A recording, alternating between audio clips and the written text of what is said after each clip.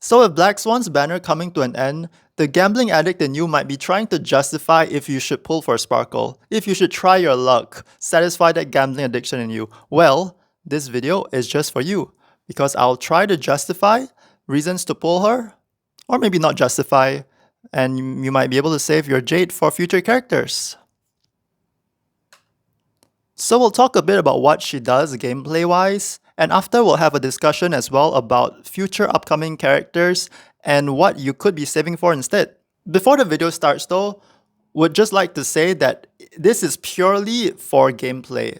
All the discussion here is purely for her kit and gameplay. If you like her as a character, do pull her. At the end of the day, this is a gacha game, and gacha game is all about collecting characters you like and interacting with them. So do what makes you happy, it's just a game. But if you're a person that doesn't really care about that and just wants the juice, wants to beat the game as fast as possible, as hard as possible, and also maybe if you're someone that's new and really needs to be extra considerate about the characters you pull because you are trying to progress in the game, then listen on. So Sparkle is a quantum harmony unit. She's a quantum harmony unit, the second ever harmony limited 5-star unit. The first one being Ron May, and if that sets a precedent, that would set expectations of Sparkle to be quite high, seeing how well Ron May was received. The element of a character normally is not important for harmony units, unless you are a super specific elemental buffer, kind of like Asta, that boosts everyone's fire damage. Like for example, Tingyun, Bronya, right, Ron May, those elements don't really matter. And I would say it doesn't really matter too much for Sparkle as well, because she probably is going to have wide use cases as well. However, the quantum is actually a really good benefit for her specifically because of our existing quantum units in the game and the mono quantum playstyle. This is all enabled by Silver Wolf that can implant a weakness type of a teammate onto the enemy. And right now, we don't have a single quantum harmony character, so Sparkle will be the first.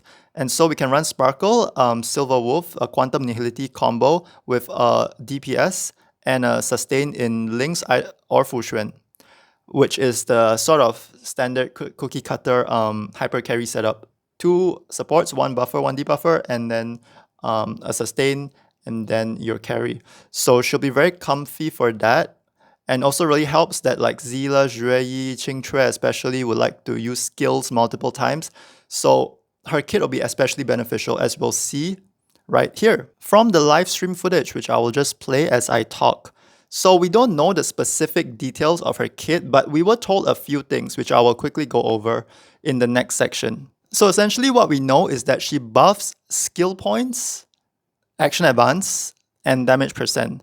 That's what we know from what they said in the live stream. And if the pass sets a standard, it means that there will be more buffs on top of this when she actually gets released. This is just some of her key core mechanics. And so even for this alone, assuming she just gives your team skill points, action advance, and damage percent, we can sort of start to see the core of her kit, what kind of support she is. And I think a really good way to understand this better is to look at her side by side compared to other current harmony units, such as Bronya, our only action advance harmony unit right now. Bronya action advances a character by 100%, meaning they can basically take an entire turn. What's interesting is that in the live stream, they said Sparkle will have a sort of mini Bronya action advance, so it suggests that she doesn't have 100% action advance, maybe 50% or so. Which is also really beneficial because that means you can build less speed on your units, right? And looking at who Bronya has really been beneficial to, it would be characters like Zila, Blade, Jingliu, like carries on your team that are the main source of damage of your team. So having them go multiple times means they can do the big chunk of the damage on your team multiple times. These are like hyper carry setups, right? And Bronya is the bread and butter of that team. People have been saying that she's the best harmony unit for the longest time until Ranmei came out, and then that became contested. But even then, she's considered high up there, still the best for hyper carry setups. And Sparkle will have a place in that, even if she just has 50% action advance or 30 or whatever, right? Like the fact that she can make your characters faster and have to build less speed as a result maybe, or just go double turns, it's already pretty insane. And I think something to consider. Oh, let's also not forget that when Bronya action advances your allies, she also provides them with a juicy damage percent buff. I think it goes up to 10%. No, sorry, 60% at level 10. And if Sparkle is going to have a mini Bronya action advance, I assume if they want to, unless they want to do reverse power creep, I assume Sparkle will have a bigger buff along with the action advance on her E, right, for your allies. So do consider that maybe they action advance less, but when their turn does arrive, they hit harder. That is speculation, but it would make sense. It would make a lot of sense. So that is just the action advance part of the kit. They also mentioned skill points and actually showed it on the live stream. So if you look here on the live stream, she actually increases the cap of your team's skill points by 2. So you can have a maximum of 7 skill points now. And I assume she also generates skill points when you enter the battle, as I think they showed somewhere. The only other unit in the game right now that helps give skill points as a harmony unit is Hanya. And unfortunately, Hanya had quite positive reviews when she came out, but I think over time, I've been seeing less and less people use her in teams, and people have been saying that, yes, she's good in theory, she gives skill points, she helps with like Danheng Inhibitor Lune's massive skill point consumption, and she helps give speed and attack percent to an ally using her ult. However, a lot of times running a Tingyun for extra energy or running a Pella to do mass AoE defense shred while also being skill point positive and generate skill points for your team is generally a good, viable, and a lot of times a better option compared to Hanya. So unfortunately, Hanya doesn't do this job well. But if we look at Hanya, just as an example of someone who gives skill points and the kind of teammates that would use her, we get characters like Qingchue and Imbibitor Lune, which are strong characters and are characters that Sparkle will make stronger because the skill point generation from Sparkle seems to be better than Hanya's, and I would find it weird if a character that's a limited harmony 5-star that is centered around skill points is not stronger than a 4-star unit. Also, on top of that, Sparkle will probably give a bunch more buffs that they didn't mention in the live stream. This is me just guessing. They'll probably do stuff like crit damage, they might do attack percent and damage percent buffs. I don't think they will go the defense down and resistance penetration route because that's normally a nihility thing. It's kind of weird that Ruan Mei has it as a harmony unit. Her alt resistance penetration increases your team. So I don't think they'll go that route. They already did it with Ruan Mei. So yeah, crit damage, attack percent. I wouldn't be surprised if they do a similar thing that they did with Yukong and Asta, for example, where they buff the respective element they are. So Asta is really good in fire teams and Yukong is especially good in imaginary teams. I wouldn't be surprised since Mono Quantum is such a talked about thing and they clearly are trying to push Mono Quantum. I wouldn't be surprised if she gives like attack percent or something to Quantum units if she's in the team with them. So that's basically her kit according to the live stream and some speculation on my part. So for who the real winners are, I think characters like QQ and Imbibitor Lune especially, because they not only benefit from the skill point part of her kit, but also the action advance part of her kit. I think they are the biggest winners, with hypercarry units like Jingliu and Blade benefiting as well, and it's a good replacement for Bronya in those regards. She might not be as strong, maybe action advance 100% is more valuable, but she's definitely competitive. And so, is this the fall of Bronya that we have all been dreading? Well, I don't think so. I think for a character like Zila though, that uses a lot of skill points because she does resurgence and she spams E a lot, and the fact that she's quantum, mono quantum team and whatnot, I think unfortunately Sparkle will break up the relationship between Bronya and Zila though, which is very sad to see. I really like them together, but who knows, maybe Zila will find happiness with Sparkle. But yeah, a bit unfortunate for Bronya in this regard. Okay, now let's move past the unit itself and talk about Jade, Stellar Jade, the most important currency in the game, because this is an investment. When you're investing in something, I think it's very beneficial to think about what else you could be investing in, right? What are your options? And right now, as far as we know, your options are, according to Drip Marketing, Acheron, which looks to be a lightning nihility character, and Aventurine, which is a preservation imaginary.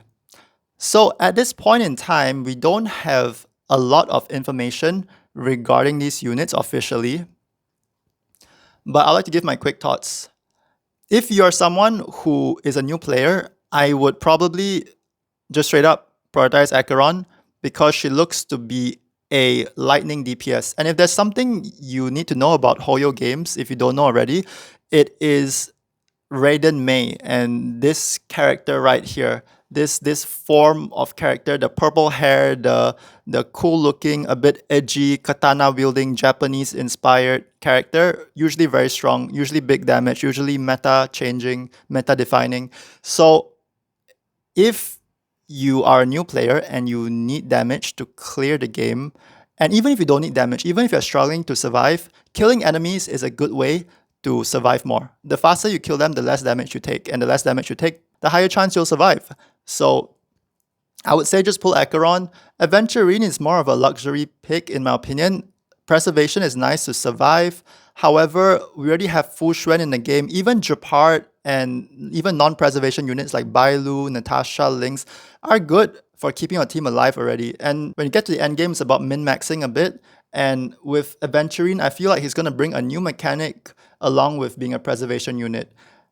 Looking at the new Lightcone from the Forgotten Hall, the new Preservation Lightcone, it's a bit weird because it gives you effect resistance and also buffs your damage depending on the defense you have on your character. So that's the first time, apart from the BP Store Lightcone, BP Lightcone I mean, and no one uses that Lightcone right now. No preservation unit really stacks defense and does damage based on defense, maybe aside from March. But I don't think they will just create that Lightcone for March. So I think Aventurine will be a nice cherry on top preservation unit that won't out DPS any DPS, but he'll be nice to have as a preservation unit that also does damage. I don't think he will carry your account, is what I'm trying to say. And maybe he'll have some gimmick like a DOT preservation unit or a follow-up attack preservation unit. Topaz is follow-up attack. She's from IPC. He could be follow-up attack. He's from the IPC, so we'll see. So to put it simply, at the end of the day, if you need a DPS, pull Acheron. She's probably going to be the best one. Aventurine will probably be a new breed of preservation unit and be unique in its own right. And Sparkle seems like a really good unit for hyper carries and carries that especially need a lot of skill points. And I think she'll just be a good general harmony unit as well, seeing as the amount of things she does, right? So really pull what you need. As for relics and light cones, if we have seen the previous harmony units, I don't think, or I guess we can agree even at this point, that they don't really need light cones. They just need to not die, and most of their value is in their kit themselves. They don't need specific light cones, relics. All the 4-star harmony light cones are pretty good already to begin with. So just like at that point, just use whatever, watch a guide when she comes out, you'll be fine. And relics, people say hackerspace set, it's overrated. It's overrated. It's overrated. Just run whatever and make sure they don't die and you'll be good. You don't have to worry about this. Good thing about pulling harmony units is that you don't have to spend a lot of power into building them. Whereas if you pull something like Acheron, you probably have to cry your eyes out to get one decent piece in the domain. Cavern. I play too much Genshin. Okay, quickly before we go, I would like to add something that I don't think a lot of people are talking about. And that's the fact that we'll probably be getting another Harmony 5-star unit soon, seeing as how Panacony is the Harmony planet, like the planet of festivities, and they follow the path of Harmony there. So it'd be pretty weird if the whole of Panacony only has one Harmony 5-star unit. So I'm guessing probably one more at least Harmony unit in the whole of 2 point whatever, right? So you don't have to be in a rush to pull for a harmony unit if you don't need them urgently. Like Ting Yun is great already. Like, you know, you already have decent 4-star options for harmonies. So there's no real rush unless you really want her. Like Robin has to be harmony, right? Robin has to be harmony. She looks super harmony to me. Oh wait, but she's... Well, if you know, you know. I hope this video was helpful in giving you some information, some things to consider in regards to pulling her. I have an interesting idea for a build guide when she comes out officially. So if you want to see it when it comes out, do consider subscribing. Anyway, hope this video helped. Bye!